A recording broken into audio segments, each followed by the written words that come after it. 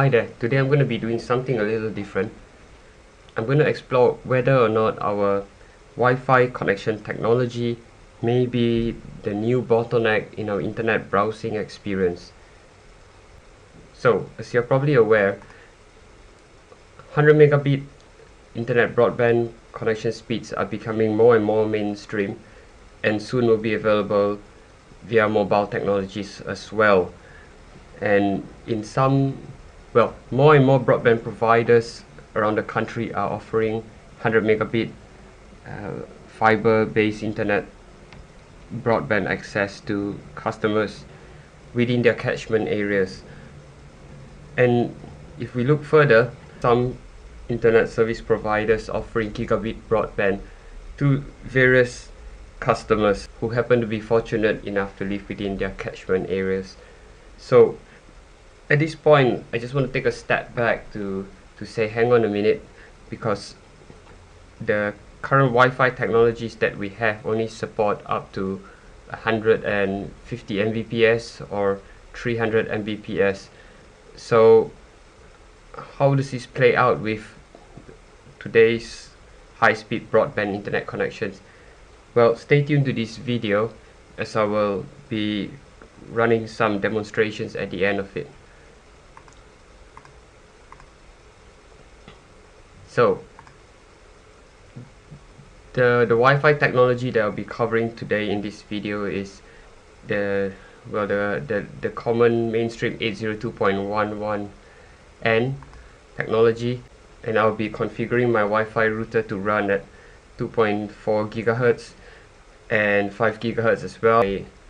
And lastly, I will also demonstrate the difference between a Wi-Fi connection and a wired Ethernet connection. So at this point, I just want to say that if your PC or your laptop only has a 100 megabit per second network adapter, then there's probably no point in going down the Ethernet route. However, using an Ethernet connection will still yield lower latency rates. So again, okay, you may want to use an Ethernet connection. I also want to point out that my broadband router is located just about 5 meters behind where I'm sat right now at home. But due to aesthetic reasons, I don't like trailing cables through my living room. So I'm therefore connected to the router using a 1000 megabit per second gigabit HomePlug. Now, if you're going down the HomePlug route, I would suggest getting a gigabit HomePlug system, because even with a gigabit HomePlug system, you'll find that your connection rates will probably be around 300 odd megabits per second. So it's HomePlugs are quite inefficient. Therefore, all the more you should get a higher spec HomePlug. So let me just explain what internet broadband connection I've got in my home. So I'm with Virgin Media UK, and I've got the Broadband XXL package, which gives me up to 120 megabits per second downstream. The router that I'm using is the SuperHub version 1.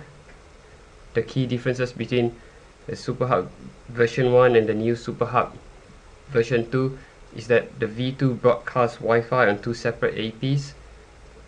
So you can broadcast one on 2.4 gigahertz and the other on 5 gigahertz simultaneously, and this will offer customers the backward compatibility of 2.4 gigahertz as well as the high performance of 5 gigahertz. However, even when running at 5 gigahertz, it's still inferior to a wired Ethernet connection, which you'll see in a short while. But before starting the demonstration, I just want to recommend a few websites should you wish to upgrade your current Wi-Fi equipment or your networking equipment. Now, the first one in the list is always my favorite. They've got loads of professional, high quality products, huge variety, so do check them out. Okay, so right now I'm connected to the internet using my Gigabit Ethernet connection over HomePlug, which I've explained earlier. And I can prove that by going to my system tray, and if I bring up my list of network adapters, so if I go to my list of network adapters, we can see my Gigabit Ethernet connection here, and if I right click and go to status, we can see that it is indeed connected with a speed of 1 gigabit per second to my router. So what does that mean in terms of my internet broadband speed? So I'm going to go ahead to speed test. So I'm going to go ahead and start speed test while my laptop is connected to my broadband router via the Gigabit Ethernet connection.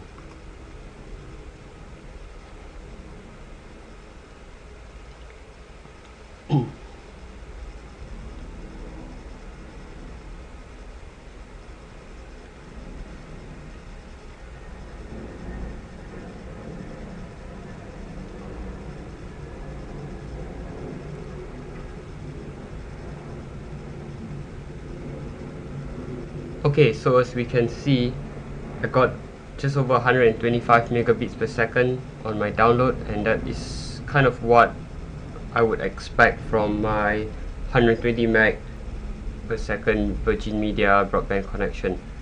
So I'm going to go ahead and switch my Wi-Fi adapter on, and before I do that, I'm going to disconnect my Ethernet cable. No, before I disconnect my Ethernet cable, I'm going to log into my router.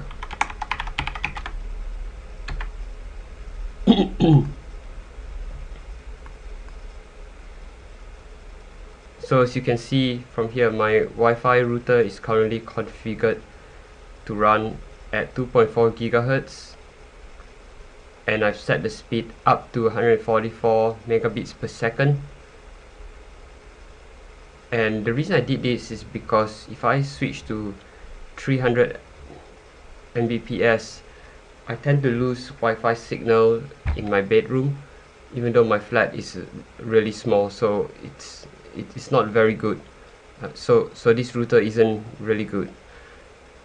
Okay, so this is the current configuration of the Wi-Fi access point on the router. I'm going to go ahead now and disconnect my Ethernet cable. So I'm going to pull it out of my laptop. Yep, and we can confirm it by the little exclamation mark in the yellow triangle here. If I bring up my list of if I bring up my list of network adapters again, we can see that it says local cable unplugged on the local area connection Ethernet adapter, network adapter. Okay, so the next thing you do is to turn Wi-Fi on, which I've just done. So let's give it some time to connect.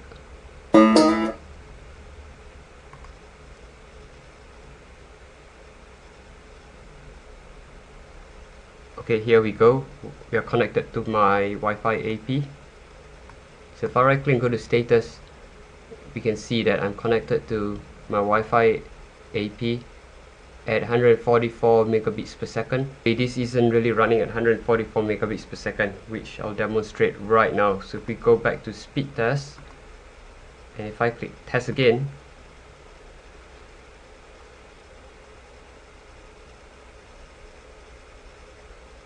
and there we go, we're only getting about 80, 81, or maybe 83, 84 megabits per second on the download. So this is one of the reasons why Wi-Fi technology isn't really suitable for gaming or for downloading large media files online. And let's not forget that Wi-Fi disconnects on its own once in a while, and those events will break your data transfer and blah blah blah, which I'm sure you know by now. So here we've achieved a speed of 84.14 Mbps over 2.4 gigahertz at 144 Mbps. wireless mode. Okay, so now I'm going to switch the wireless mode to 300 megabits per second, and I'm going to apply the changes now. Yes, so this will probably take some time, and I'm guessing by now the Wi-Fi connection is actually broken, so I'm going to turn my Wi-Fi adapter off, and I'm going to turn it back on again so it reacquires the signal to the AP and hopefully connects at 5 GHz. Okay, so it's reacquiring the AP right now and it's reconnected. So what I'm going to do now is I'm going to change the frequency to 5 GHz, and we'll just do a speed test with 5 GHz instead. Okay, so I've done that. So now I'm going to apply the changes. So once again, I've left the wireless mode at 300 megabits per second. Or actually, let's do this. Let's run at 144 megabits per second at 5 gigahertz. So I'm going to click apply now. And by now, I'm quite sure that the actual Wi-Fi link has dropped because of the switch in frequency. So I'm going to turn my Wi-Fi adapter off. I'm going to turn it back on again.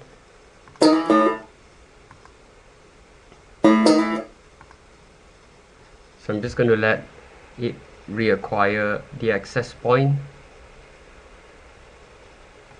Okay, so now if I right click on my Wi-Fi adapter and go to status, I can see that it is connected at 144 megabits per second indeed.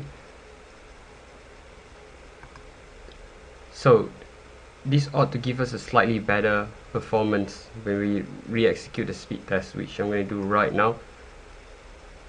So the only thing I've changed here is the connection. So the only thing I've changed here is the frequency. So I've gone from 2.4 gigahertz to 5 gigahertz, but I've not actually changed the connection speed on the wireless mode. So I'm going to run the test again, and let's see what happens.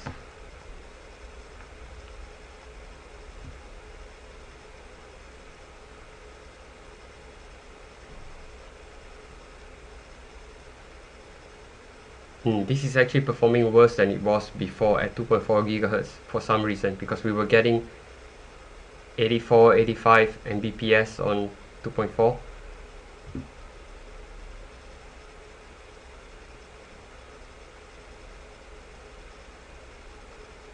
So once this is done, what I'm going to do next is I'm going to switch the wireless mode to 300 megabits per second, and I'm going to leave the frequency at 5 GHz. So this should give us the best possible Wi-Fi performance that this router supports. Okay, I'm just going to apply this change. And once again, I'm going to bounce my Wi-Fi connection. So turn off. Back on again.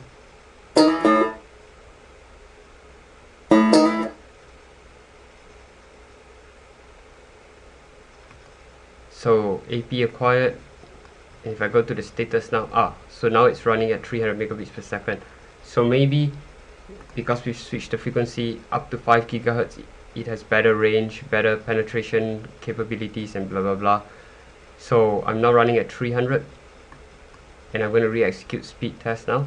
So remember when we did the very first run over Gigabit Ethernet, we were getting 126 megabit per second download. So let's see what 5 gigahertz Wi-Fi running at 300 Mbps gives us. So as you can see, this is a lot better than it was when we were running 2.4 gigahertz Wi-Fi, but of course it still isn't as good as a wired Ethernet connection. So we're still getting about 10-11 megabits per second less than we were getting over Ethernet. So I'm going to conclude my video here, and I hope this gives everyone a good perspective on the limitations of today's Wi-Fi technologies. Of course, if you had a high-speed broadband connection, and you're sharing it among multiple devices within your property, then it's okay to use Wi-Fi, because the combined usage will still possibly still maximize the capacity of your broadband connection. Thanks for watching, and if you like this video, please like and subscribe to my channel. Thank you very much.